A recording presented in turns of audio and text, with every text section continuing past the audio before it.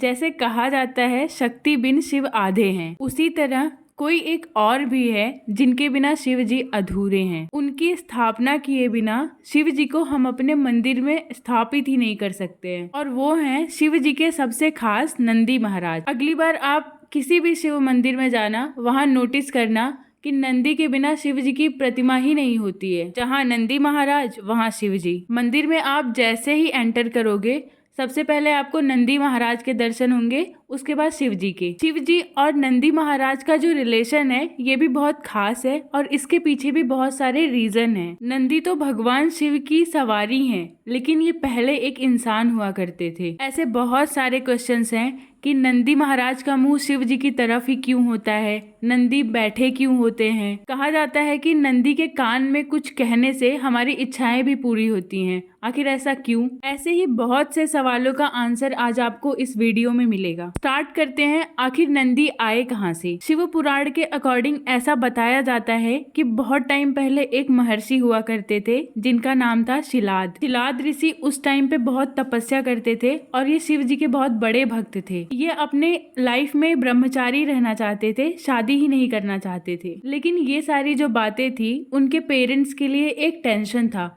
उनको भी अपना वंश आगे बढ़ाना था। शिलाद ऋषि के ऊपर पेरेंटल प्रेशर आया। ऐसे में महर्षि शिलाद ने भगवान इंद्र की तपस्या की, और वो इतने ज्यादा डेडिकेटेड थे कि इंद्रदेव प्रसन्न भी हुए। महर्षि शिलाद ने उनसे ये आशीर्वाद मांगा कि उनको एक ऐसा बेटा चाहिए जो भी ये जन्म और मृत्यु के बंधन से मुक्त हो, मतलब वो अमर हो। लेकिन उस टाइम पे ऐसा पॉसिबल नहीं था। इंद्रदेव ने तभी भी उनको एक पुत्र का वरदान तो दे दिया कि तुम्हें एक बेटा होगा, और ये जो बच्चा वरदान से मिला उसी का नाम नंदी रखा गया। कहते हैं ना, भगवान अपने भक्तों को एक इंडिकेशन जरूर देते हैं। महर्षि शिलाद के घर एक बार कोई आया था और उन्होंने उनके बेटे को अल्पायु मतलब कम उम्र का आशीर्वाद दिया। नॉर्मली अगर आज भी कोई आशीर्वाद देता है तो दीर्घायु का देता है, लेकिन इन दोनों ने नंदी को कम उम्र का आशीर्वाद दिया। किसी भी पेरेंट को अगर ये पता चले कि उनका बच्चा कम जीने वाला है तो ऑब्वियसली उनको टेंशन होगी ही। इसके बाद नंदी ने ये डिसाइड किया कि मैं भगवान शिव की तपस्या करूंगा। उस टाइम पे नंदी बच्चे ही थे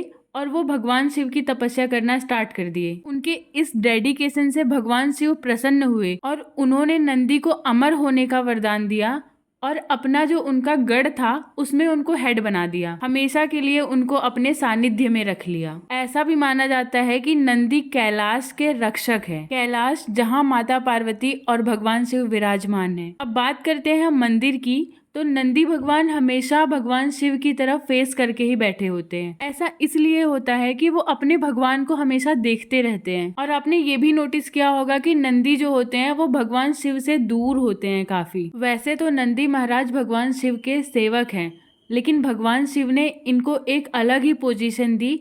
उनको एक देवता होने का वरदान भी मिला था, और यही रीजन है कि भगवान शिव से पहले नंदी महाराज की पूजा की जाती है। अब बात करते हैं कि नंदी महाराज बैठे ही क्यों होते हैं, खड़े क्यों नहीं होते। अगर नॉर्मली देखा जाए तो जो बैठा रहता है वो शांत रहता है। बैठने के पीछे एक दूसरा भी रीजन है कि जब भगवान भोलेनाथ के भक्त कुछ कहते हैं तो वो प्रॉपर खड़े होकर के नंदी भगवान के कान में कह सकते हैं। और हाँ, ये भी है कि जो हमें भगवान शिव से मांगना होता है वो हम डायरेक्टली नंदी महाराज के कानों में कहते हैं। इसके पीछे भी रीजन है। शिव जी मैक्सिमम टाइम अपने ध्यान में होते हैं, और जब वो ध्यान में होते हैं तो उनके भक्त की पुकार नंदी ही सुनते हैं। वो सब कुछ डिटेल अपने पास रखते हैं। फिर जब शिव जी ध्यान से उठते हैं तो वो उनके भक्तों की फरियाद उन्हें सुनाते हैं, और ऐसे में एक एडवांटेज होता है कि ये प्रार्थना उनके भक्तों की है और दूसरे नंदी उनके सबसे परम भक्त हैं, तो वो मनोकामनाएं जल्दी पूरी कर देते हैं। नंदी भगवान का रिलेशन ज्ञानवापी केस के साथ भी जुड़ा हुआ है। नंदी महाराज इस केस में बड़ा क्लू देते हैं। जैसा कि मैंने थोड़े टाइम पहले बताया